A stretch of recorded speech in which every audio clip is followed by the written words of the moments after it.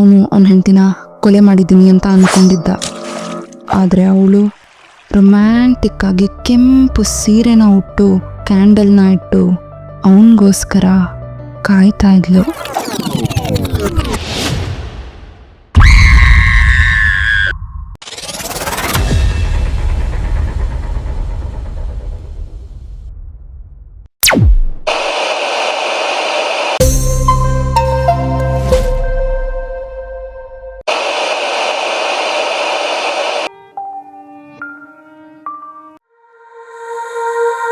Ritvik handsome, successful, confident, ಆದರೆ fake smile ಹಿಂದೆನೆ criminal ಬುದ್ಧಿನ ಮುಚ್ಚಿಟ್ಕೊಂಡಿರೋನು.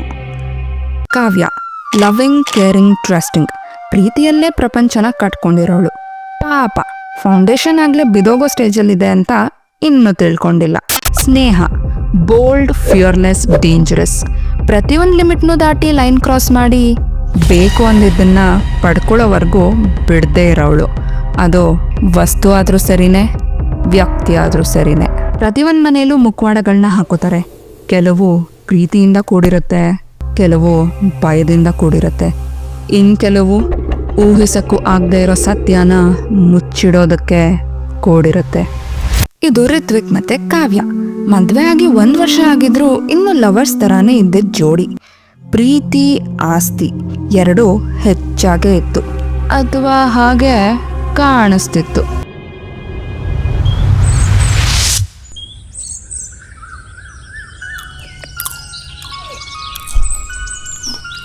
Ritvik, ನಿಧಾನಕ್ಕೆ ತಿನ್ನಿ. ಹೀಗೆ ತಿಂದರೆ ನೋಡಿ ಒಂದಿನ ಗಂಟ್ಲಿಗೆ ಸಿಗಾಕೋತು ಅಂತ ನನ್ನೇ ಬ್ಲೇಮ್ ಮಾಡ್ತೀರಾ ಅಷ್ಟೆ.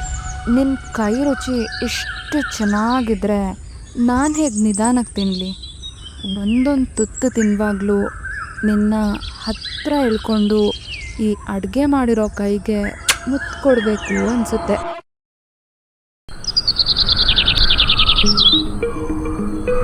ನಿಮಗೆ ಗೊತ್ತಾ, ನನಗೆ ನಾನು ತುಂಬ ಲಕ್ಕಿ ಅನಿಸುತ್ತೆ. ಮೇ ಬಿ ರಿಯಲ್ ಹ್ಯಾಪಿನೆಸ್ ಅಂದರೆ ಇದೇ ಇರ್ಬೋದು ರಿತ್ವಿಕ್. ನಾನೇ ನಿನ್ನ ಜೊತೆ ಇರುವಾಗ ಹೀಗನ್ಸೋದು ಸಹಜ ಬಿಡು.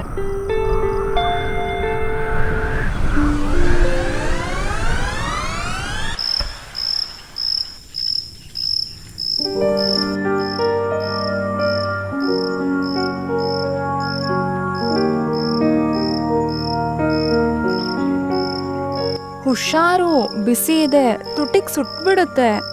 ಸುಟ್ಟರೂ ಪರವಾಗಿಲ್ಲ, ನಿನ್ನ ಪ್ರೀತಿ ಅದನ್ನ ತಣ್ಣಗೆ ಮಾಡುತ್ತಲ್ಲ.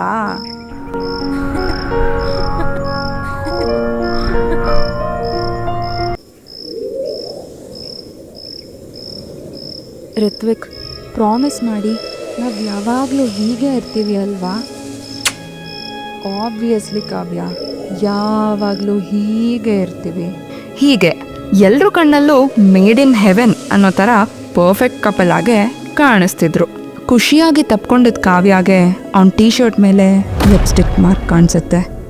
ಅವಳ ಖುಷಿ ಮಾಯ ಆಗಿ, ಇದೇನು ರಿತ್ವಿಕ್, ಈ ಮಾರ್ಕ್ ಹೇಗೆ ಬಂತು? ಈ ಲಿಪ್ಸ್ಟಿಕ್ ಶೇಡ್ ನಂದಲ್ಲ ಅಂತ ಕೇಳ್ತಿರುವಾಗಲೇ ಅವನ ಫೋನ್ಗೆ ಸ್ನೇಹ ಅನ್ನೋ ಕಾಂಟ್ಯಾಕ್ಟಿಂದ ಕಾಲ್ ಬರುತ್ತೆ. ಅವಳು ಫೋನ್ನ ನೋಡ್ತಾಳೆ.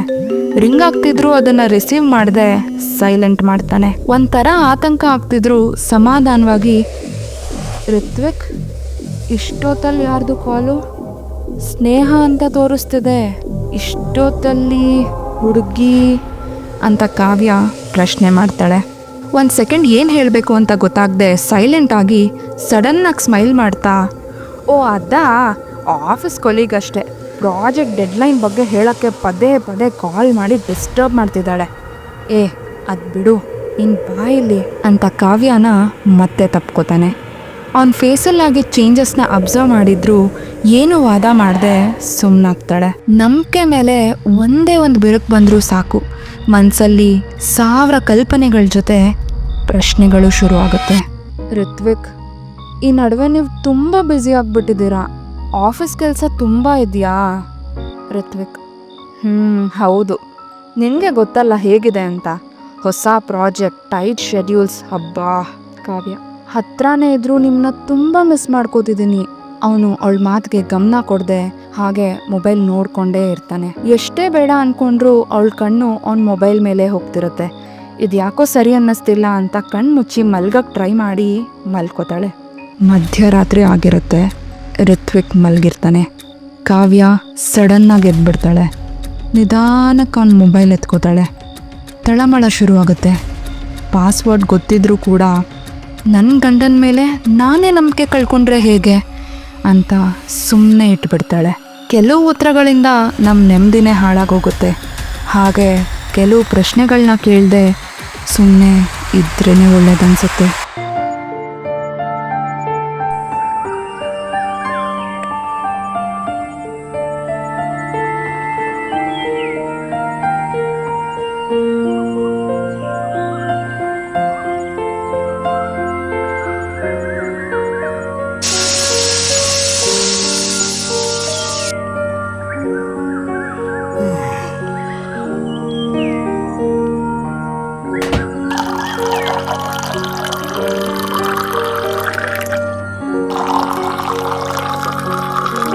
ಕಾಫಿ ಮಾಡ್ತಿದ್ದದ್ದು ಕಾವ್ಯಾಗೆ ಹಿಂದಿನ ರಾತ್ರಿ ನೋಡಿದ ಲಿಪ್ಸ್ಟಿಕ್ ಮಾರ್ಕ್ ನೆನಪಿಗೆ ಬರುತ್ತೆ. ಅದ್ರ ಬಗ್ಗೆ ಯೋಚನೆ ಮಾಡ್ತಾ ಆ ಲಿಪ್ಸ್ಟಿಕ್ ಅದು ನಂದಲ್ವಲ್ಲ ಅಂತ ಗುಣಗ್ತಿರ್ತಾಳೆ. ಋತ್ವಿಕ್, ನೀನು ಮಾಡಿದ ಕಾಫಿ ಕುಡಿಲಿಲ್ಲ ಅಂದರೆ ನನಗೆ ದಿನಾನೇ ಶುರು ಆಗಲ್ಲ.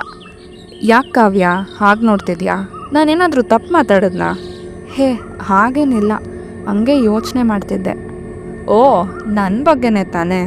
ಸರಿ ಕಾವ್ಯ, ಲೇಟ್ ಆಗ್ತಿದೆ, ನಾನು ಬ್ರೇಕ್ಫಾಸ್ಟ್ ಆಫೀಸಲ್ಲೇ ಮಾಡ್ತೀನಿ ಅಂತ ಹೇಳಿ ಹಣೆ ಮೇಲೆ ಒಂದು ಮುತ್ತು ಕೊಟ್ಟು ಹೊರಡ್ತಾನೆ.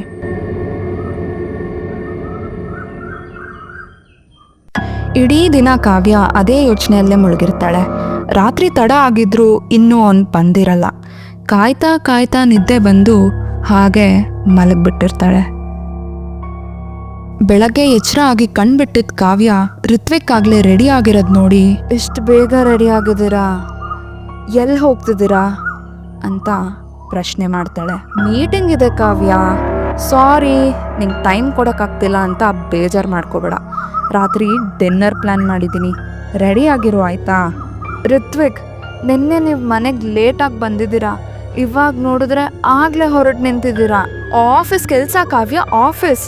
ನಿನಗೆ ಎಲ್ಲ ಗೊತ್ತಲ್ಲ, ಗೊತ್ತಿದ್ದು ಏನಿದು? ಹೀಗೆ ಮುಂದುವರ್ಸಿದ್ರೆ ಅವನು ಎಲ್ಲಿ ಬೇಜಾರು ಮಾಡ್ಕೋತಾನೆ ಅಂತ ತಲೆ ಅಲ್ಲಾಡಿಸಿ ಸುಮ್ಮನಾಗ್ತಾಳೆ.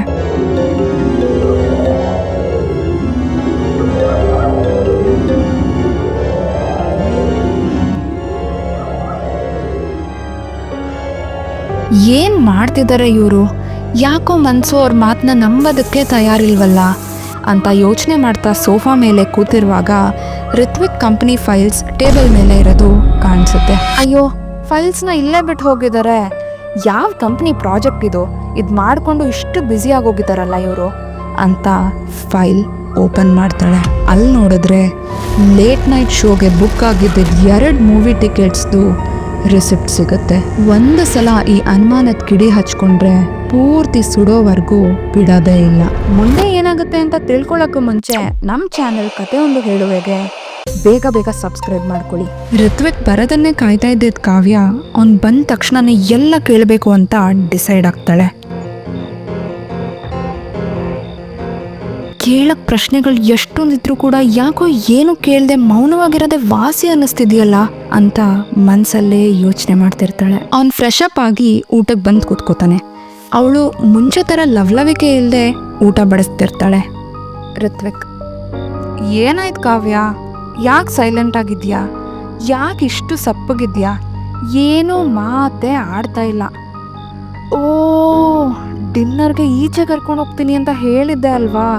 ಸಾರಿ, ಕೆಲಸದ ಟೆನ್ಷನಲ್ಲಿ ಮರ್ತೇ ಹೋಯ್ತು ಕಾವ್ಯ. ಅದೆಲ್ಲ ಏನಿಲ್ಲ ಬಿಡಿ, ಸ್ವಲ್ಪ ಟಯರ್ಡ್ ಆಗಿದ್ದೀನಿ ಅಷ್ಟೇ. ಮುಂದೆ ಊಟ ಇದ್ರೂ ಅವಳ ಗಮನ ಟೇಬಲ್ ಮೇಲೆ ಇರೋ ಅವ್ನ ಮೊಬೈಲ್ ಮೇಲೆ ಹೋಗುತ್ತೆ. ಅವಳು ನೋಡ್ತಿರುವಾಗ್ಲೇ ಒಂದು ಮೆಸೇಜ್ ನೋಟಿಫಿಕೇಶನ್ ಬರುತ್ತೆ. ಅವಳು ಎಲ್ಲಿ ಹೆಸರು ನೋಡ್ಬಿಡ್ತಾಳೋ ಅಂತ ಮೊಬೈಲ್ನ ಪಟ್ ಅಂತ ಎತ್ಕೊಂಡು ಉಲ್ಟಾ ಮಾಡಿ ಇಡ್ತಾನೆ.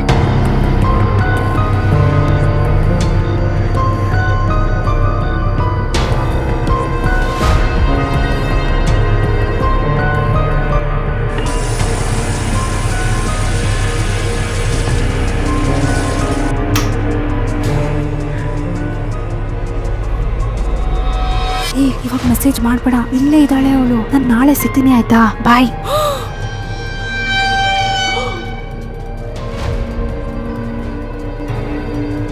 ರಿತ್ವಿಕ್, ನಿನ್ನೆ ರಾತ್ರಿ ಯಾರ ಜೊತೆ ಇದ್ರಿ? ಹೇಳದ್ನಲ್ಲ ಕೆಲ್ಸ ಇತ್ತು ಅಂತ. ನಿಜ ಹೇಳಿ ರಿತ್ವಿಕ್. ಕಾವ್ಯ, ಟಯರ್ಡ್ ಆಗಿದೆ ನನಗೆ, ಇವಾಗ ಶುರು ಮಾಡಬೇಡ ನೀನು ಆಯ್ತಾ ಅಂತ ಹೇಳಿ ಮಲ್ಕೋತಾನೆ.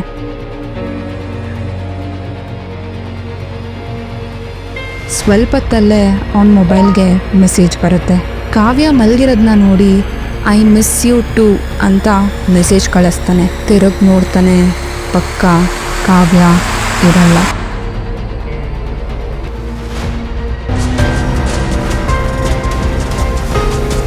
ಏನಿದು ರಿತ್ವಿಕ್, ನಿಮ್ಮ ಶರ್ಟ್ ಮೇಲೆ ಲಿಪ್ಸ್ಟಿಕ್ ಮಾರ್ಕ್ ಇದೆಯಲ್ಲ, ಏನು ನಿಮ್ಮ ಕ್ಲೈಂಟ್ಸ್ ಬಂದು ಮುತ್ಕೊಡ್ತಾರಾ? ಕಾವ್ಯ ಪ್ಲೀಸ್.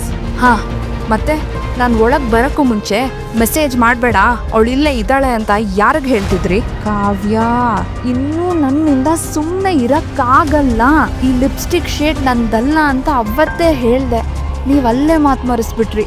ಮತ್ತೆ ಇದು ನೋಡಿ, ಇದೇನು ಕೆಲಸ ತುಂಬ ಇತ್ತು ಅದಕ್ಕೆ ಲೇಟ್ ಆಯಿತು ಅಂದ್ರಲ್ಲ, ಹಾಗಾದರೆ ಇದೇನು? ಆ ರಾತ್ರಿ ಯಾರ ಜೊತೆ ಮೂವಿಗೆ ಹೋಗಿದ್ರಿ? ಸರಿ, ನಾನು ಹೇಳ್ತೀನಿ. ನಾನು ಸ್ನೇಹ ಜೊತೆ ಇದ್ದೆ. ನಾನು ಅವಳನ್ನ ಇಷ್ಟಪಡ್ತಿದ್ದೀನಿ ಅಂತ ಅಂದ್ಕೊಂಡಿದ್ದೆ, ಆದರೆ ಅದು ಸುಳ್ಳು. ಇನ್ಮೇಲೆ ಇದೆಲ್ಲ ಏನೂ ಇರಲ್ಲ ಕಾವ್ಯ. ಎಲ್ಲ ಮುಗ್ದೋಗಿದೆ ಕಾವ್ಯ. ಮುಗ್ದೋಗಿದ್ಯಾ? ಎಷ್ಟು ಈಸಿಯಾಗಿ ಹೇಳ್ತಿದ್ದೀರಾ. ನನ್ನ ನಂಬಿಕೆಗೆ ಮೋಸ ಮಾಡಿ ನನ್ನ ಹಿಂದೆನೇ ಇಷ್ಟೆಲ್ಲ ನಡೆಸಿ ಈಗ ಸಿಂಪಲ್ಲಾಗಿ ಒಂದೇ ಒಂದು ಲೈನ್ ಹೇಳಿ ಎಲ್ಲ ಮುಗ್ದೋಗಿದೆ ಅಂತ ಹೇಳ್ತಿದ್ದೀರಲ್ಲ.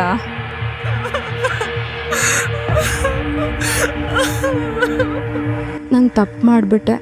ಒಂದು ಸಾರಿಯಿಂದ ಇದೆಲ್ಲ ಸರಿಪಡ್ಸೋಕ್ಕಾಗಲ್ಲ. ಆದರೆ ನಿನ್ನ ಮೇಲೆ ಆಣೆ, ಇದೆಲ್ಲ ಇಲ್ಲಿಗೆ ಮುಗಿಸ್ತೀನಿ. ನಂಗೆ ಒಂದೇ ಒಂದು ಅವಕಾಶ ಕೊಡು. ನಂಗೆ ಅವಳು ಬೇಡ, ನನಗೆ ನೀನು ಬೇಕು. ನೀನು ಮಾತ್ರನೇ ಬೇಕು. I want you. I want us Kavya. I want us.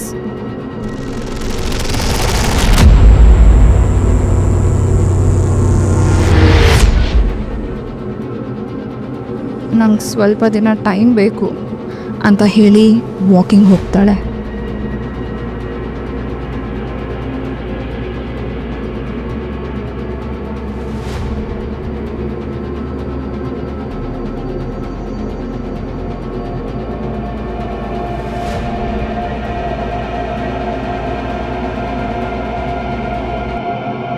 ಇನ್ನು ಎಷ್ಟು ದಿನ ರಿತ್ವಿಕ್? ಇನ್ನು ಎಷ್ಟು ದಿನ ಅಂತ ನನ್ನ ರಿಲೇಷನ್ಶಿಪ್ನ ಹೀಗೆ ಮುಚ್ಚಿಡಬೇಕು ಅಂದ್ಕೊಂಡಿದ್ಯಾ? ಅವಳು ನಿನಗೆ ಇಷ್ಟ ಇಲ್ಲ ಅಂದಮೇಲೆ ಅವಳಿಗೆ ಡಿವೋರ್ಸ್ ಕೊಡು. ಹಾಂ, ಡಿವೋರ್ಸ್ ಅದಷ್ಟು ಈಸಿ ಅಂತ ಅಂದ್ಕೊಂಡಿದ್ಯಾ? ಅವಳಿಗೆ ತುಂಬ ಆಸ್ತಿ ಇದೆ ಸ್ನೇಹ. ಅವಳಿಗೆ ಏನಾದರೂ ಡಿವೋರ್ಸ್ ಕೊಟ್ಬಿಟ್ರೆ ಎಲ್ಲ ಕಳ್ಕೊಬಿಡ್ತೀನಿ. ಅವಳ ಆಸ್ತಿ, ಇನ್ಫ್ಲೂಯೆನ್ಸಿಂದ ಸಿಗೋ ಅಡ್ವಾಂಟೇಜ್ ಎಲ್ಲ ಹೋಗ್ಬಿಡುತ್ತೆ. ನನಗೆ ಅವಳು ಬೇಡದೇ ಇರ್ಬೋದು, ಆದರೆ ಅವಳ ಆಸ್ತಿ ನೋ, ನನಗದನ್ನು ಕಳ್ಕೊಳಕ್ಕಾಗಲ್ಲ. ಹೋ, ಹಾಗಾದರೆ ನಾನೇ ನಿನ್ನ ಟೈಮ್ ಪಾಸಾ? ಹೇ ಸ್ನೇಹ, ನೀನು ನನ್ನವಳು. ಒಂದು ಸ್ವಲ್ಪ ದಿನ ಟೈಮ್ ಕೊಡು, ಇದಕ್ಕೇನಾದರೂ ಒಂದು ಸೊಲ್ಯೂಷನ್ ಹುಡ್ಕೋಣ. ನನಗೆ ನೀನು ಬಿಟ್ಟಿರೋಕ್ಕಾಗೋದಿಲ್ಲ. ಸ್ವಲ್ಪ ದಿನ ಅಂತ ಕಾಯೋದು ಯಾಕೆ? ಎರಡೂ ಪ್ರಾಬ್ಲಮ್ಗೂ ಒಂದೇ ಸೊಲ್ಯೂಷನ್, ಸಾಯಿಸ್ಬಿಡು ಅವಳನ್ನ.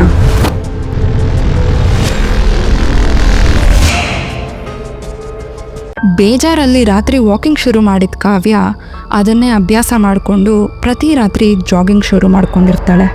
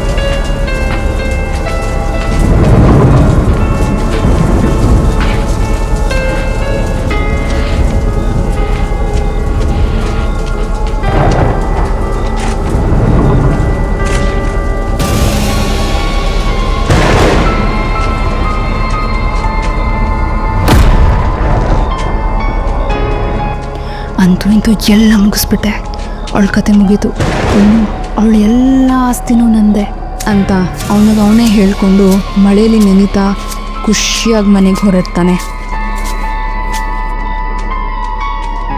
ಮನೆ ಹತ್ರ ನಡ್ಕೊಂಡು ಹೋಗ್ತಿರುವಾಗಲೇ ಬಾಗಿಲು ತೆಗ್ದಿರತ್ತೆ.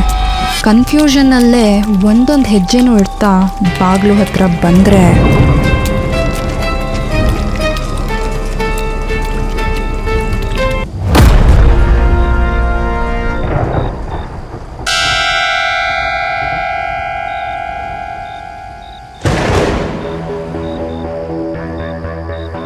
ಋತ್ವಿಕ್, ಕಾವ್ಯ,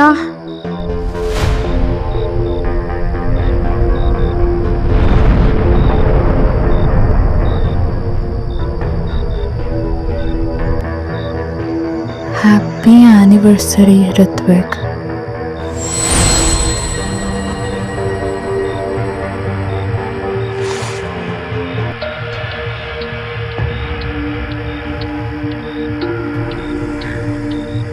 ಈ ರಾತ್ರಿ ನಮ್ಮಿಬ್ರು ಮಾತ್ರ ಸೇರಿತ್ತು ಅಂತ ಹೇಳ್ತಾಳೆ. ಅವನೇನು ಮಾತಾಡೋಕ್ಕಾಗದೆ ಶಾಕಲ್ಲಿ ಅವಳನ್ನೇ ನೋಡ್ತಿರ್ತಾನೆ. ಪಾಪ ನಿಮ್ಮ ಸ್ನೇಹ, ನಾನು ನಿಮ್ಮನ್ನ ನಂಬಿರ್ತಾನೆ, ಅವಳು ನಂಬ್ಕೊಂಡಿದ್ಲು. ಆದರೆ ಇವತ್ತು ನಿಮ್ಮ ಕೈಯಿಂದಾನೆ ಅವಳನ್ನ ಸಾಯಿಸ್ಬಿಟ್ರಲ್ಲ. ಏನು ಮಾತಾಡ್ತಾ ಇದೆಯಾ? ಏನಾಗ್ತಾ ಇದೆ ನನಗೆ? ಹೇ, ತಲೆ ಕೆಡಿಸ್ಕೋಬೇಡಿ. ನಿಮ್ಮ ಸ್ನೇಹಂಗಾದಷ್ಟು ನೋವು ನಿಮಗಾಗಲ್ಲ. ಮೋಸ ಮಾಡಿದ್ರೆ ಅದ್ರ ರುಚಿ ಹೇಗಿರುತ್ತೆ ಅಂತ ತೋರಿಸ್ತಿದ್ದೀನಿ ಅಷ್ಟೆ. ನಿಮ್ಮ ಸ್ನೇಹನ ನಿಮ್ಮ ಕೈಯಾರೆ ಕೊಲೆ ಮಾಡಿಸ್ದೆ.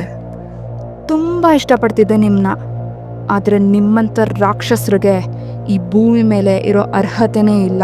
ಅದರಲ್ಲೂ ನನ್ನ ಜಗತ್ತಲ್ಲಿ ನಿಮಗೆ ಜಾಗನೇ ಇಲ್ಲ.